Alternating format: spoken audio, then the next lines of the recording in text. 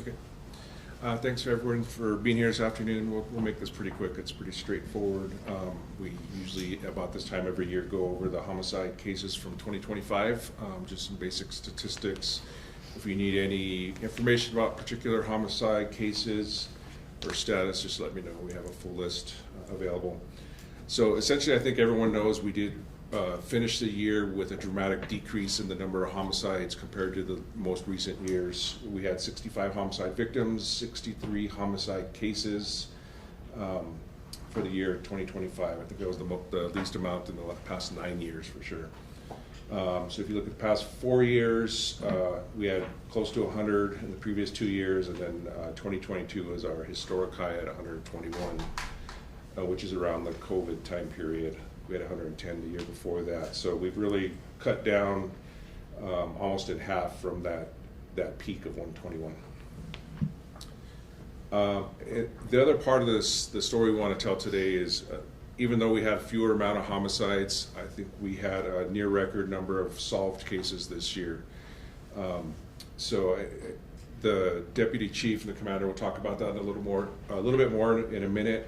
But a couple of reasons for that is that, since there are fewer cases, our homicide detectives had more time to investigate those cases. And one thing we noticed throughout the year is we had a high solve rate throughout the year, so detectives were really able to continue to go back and solve previous year cases. So this was a huge accomplishment, I think. So we solved 55 cases, detectives solved 55 cases from 2025. And they solved 26 cases from previous years, so a total of 81 cases this year. That represents a 34% decrease between 2024 and 2025, as I mentioned, and then a 46% decrease since 2022. Just looking at those cases, and then this is the other big thing too, we see year in and year out, is there's a lot more suspects that are arrested. So I want to give credit, obviously, to our apprehensive detectives who played a role in apprehending almost all of those suspects. So year-round, they're going out day in, day out, arresting these suspects.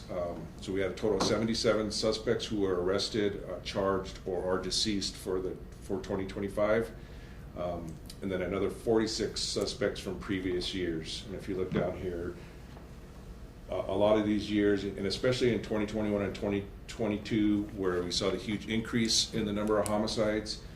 And if you remember back in the 2020, I think into 2021, we had a lower amount, fewer detectives working these cases. So there was an onslaught around that time period, and it built up, and we had created a backlog pretty quickly. But in the years since then, past 4 years, detectives have continued to go back and work all of those cases, and they continue to solve a huge number. So this year they've still solved 20 cases from 2024. This is pretty similar in the past. I would say firearm, this is the weapons used. We were getting up in the 80 percentile for firearms in past years. This year it went down a bit, if you look, so 70% of the time firearm was used, and almost 16% a lethal cutting instrument, usually a knife, and then blunt force and blunt object were some of the other categories for the cause of death. Motivation is always a tricky thing to determine. We've tried to narrow down the causes, but it could be a whole, and I want to caution that there may be more than one category, but individual disrespect was a category we created a couple of years ago, and that still is the most likely reason for motivation for these homicides.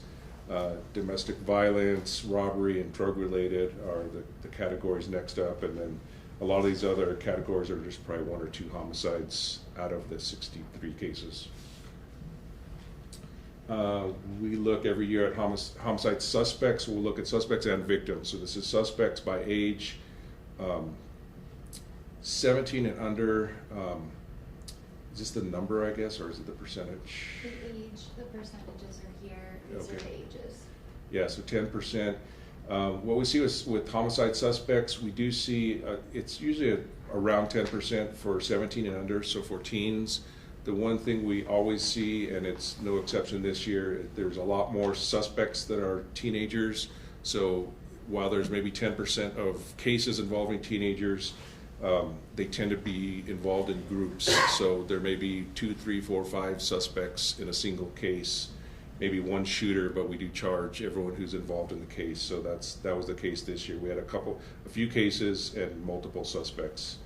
I have the other years. I'll send out a comparison just so you see how this compares to previous years, but it's pretty consistent. I would say that the 36 to 45, and especially 45 and older, is probably a little higher than in the past, but 17 and under and 18 to 25 are what most people focus on, I think, and it could be for a variety of reasons. And this is the homicide victims by age. I want to say, that might be the flip, or maybe. Anyway, so 20%, I guess, are victims. I kind of think this is opposite. It might be suspects. We'll clarify that. Because I think it was 20% suspects, and then there's 10% cases. Victims by gender, as you might imagine, is predominantly male, 86% male and 14% female. And same thing with suspects. So 87.5% were male, 12.5% female. And then race and ethnicity, this tends to be similar to other years. I think Hispanics and Black Americans are typically overrepresented a little bit. I want to say, close to 50% Hispanic.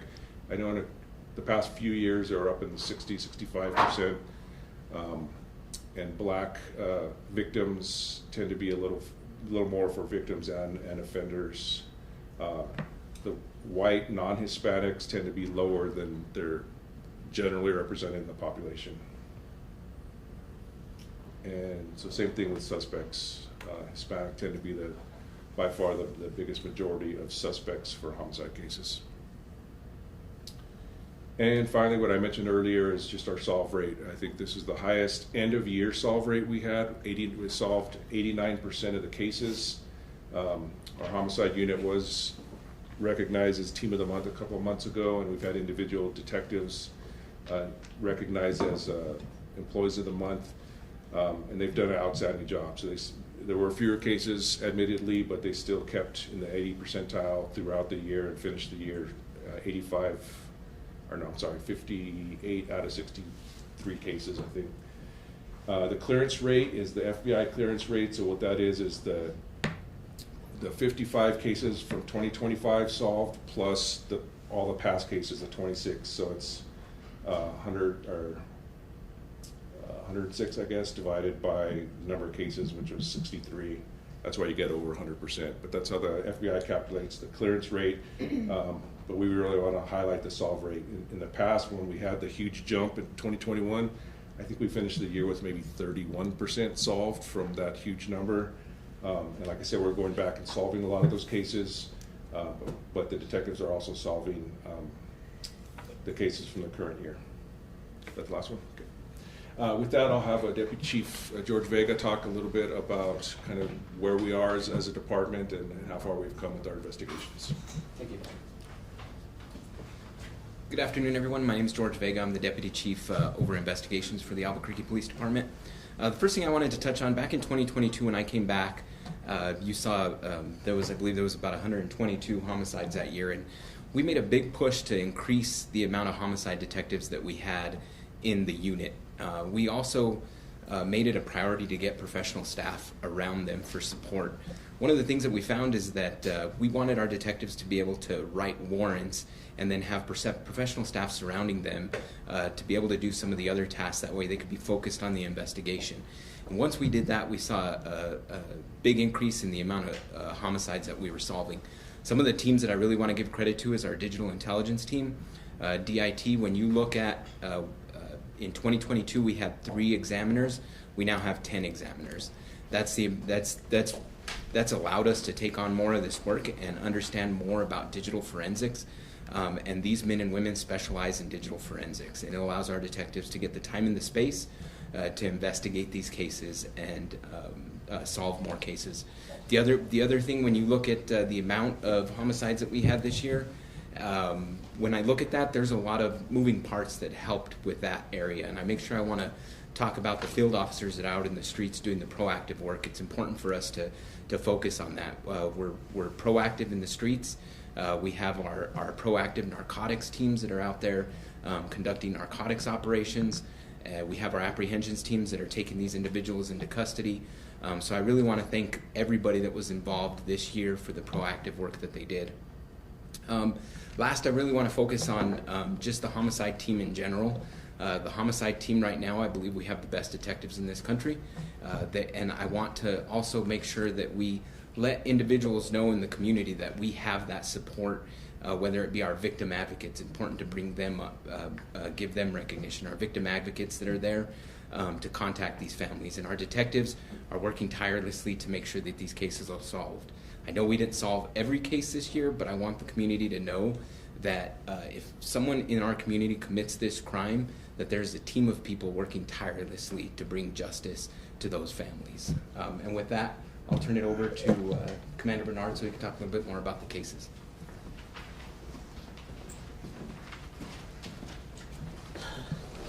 Good afternoon, everyone. Commander Jeff Bernard of the Criminal Investigation Division. I'll speak a little bit about this case in just a second because I think it highlights a lot of the great work and what having that extra staffing has been able to do for homicide in general. But I just want to speak real quick on the culture of the division, that unit, and the teams around it. I can say without doubt that everyone in that unit and anyone that works around it has a deep caring and compassion for the victims of these cases, and they understand the effects that it has on not only the community, but those direct victims, the family members, the people that have to live with that loss for the rest of their life.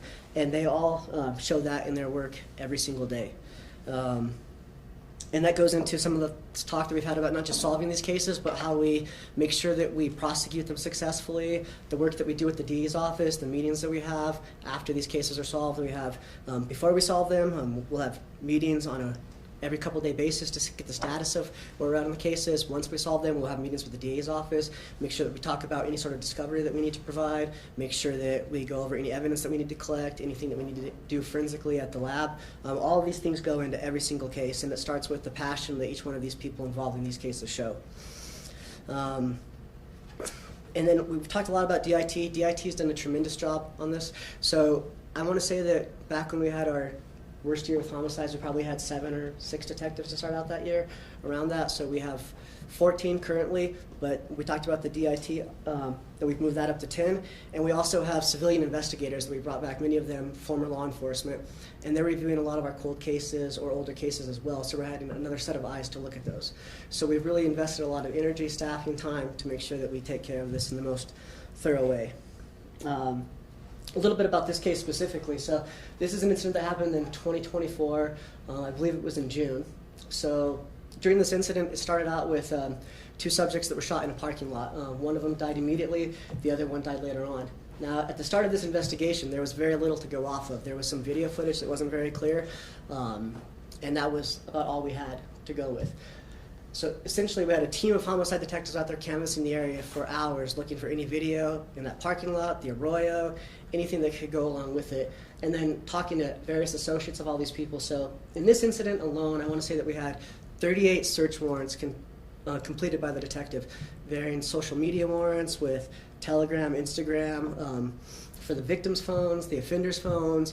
We even actually had a robbery case that helped us tremendously in this one because the subject of that robbery case was connected to our victims and offenders, and we were able to look through a warrant that we had on their phone that showed information related to this case that helped solve it. Essentially, after we did all of these things, we were able to piece together the things that were taken. So this homicide was essentially a robbery where items were stolen from the victims, including a gun and vape cartridges. We were able to see video of that on the offender's phone that he was selling. And about roughly 7 months after the incident happened through this, we were able to arrest this subject, and the case is still going through adjudication, so I won't talk too much about what's not in the warrant, but it really highlights the excellent work done in these type of cases.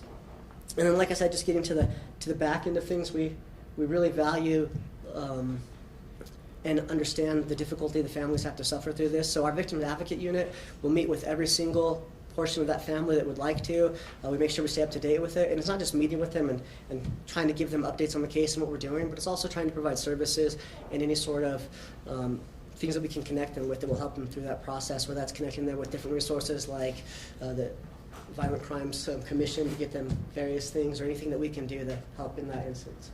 And with that, I'll turn it over to Gilbert.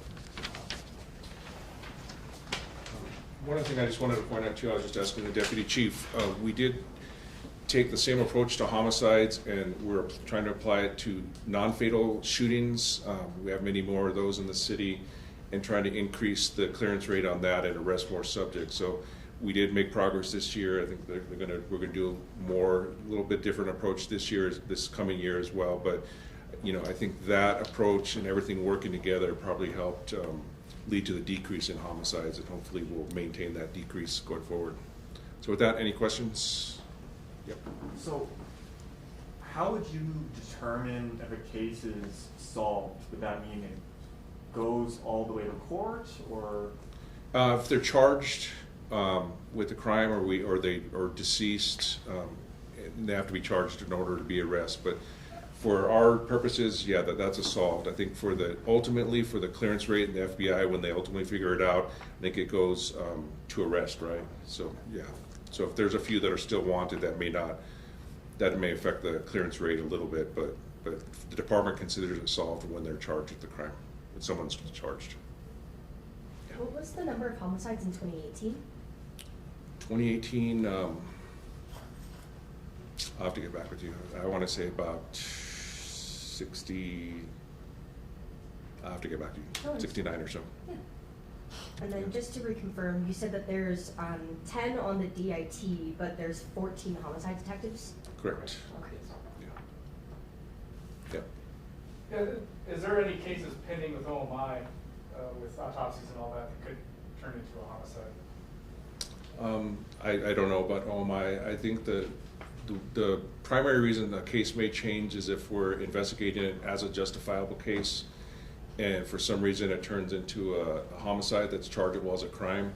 That would affect the total, and it could flip too. So we might have a homicide that switches over to a justifiable. And I'll give one example. The one by Quirky Books, or in the parking lot, I think the detective, or we changed that to most likely a justifiable case, and that's how it's being investigated. So that's not included in the 65. It's included in our justifiable list, but it's still being worked on right now. Yeah, and we work with OMI, so if there's something that OMI ends up changing along the way, they let us know right away, and then that kicks off a homicide investigation for us.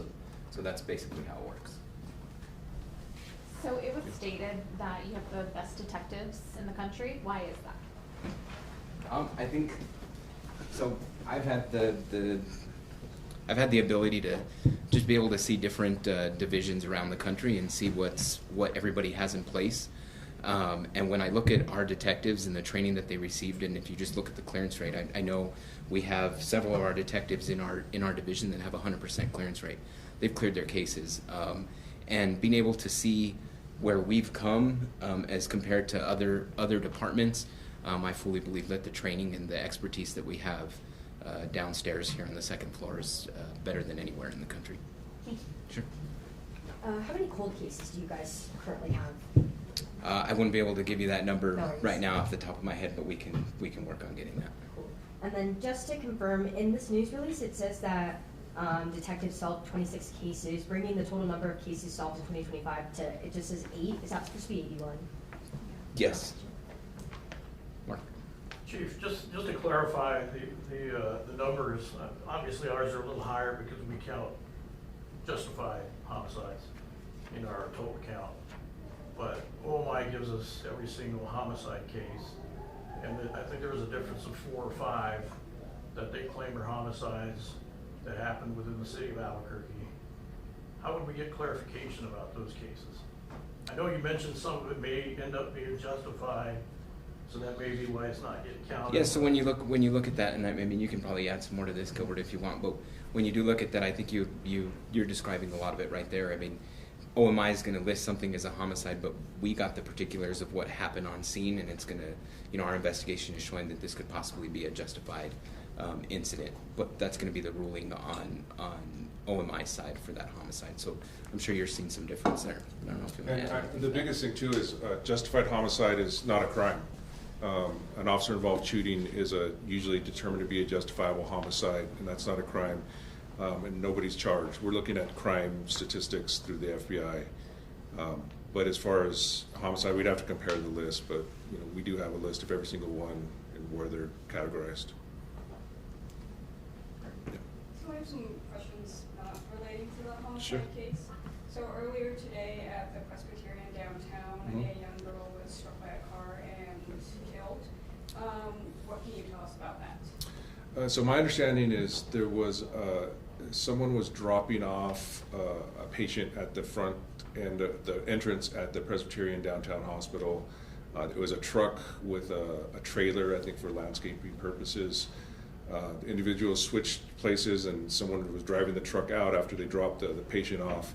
They got to the stop sign, I think at Cedar, right in front, just to the east of the entrance, and made a right turn going southbound on Cedar.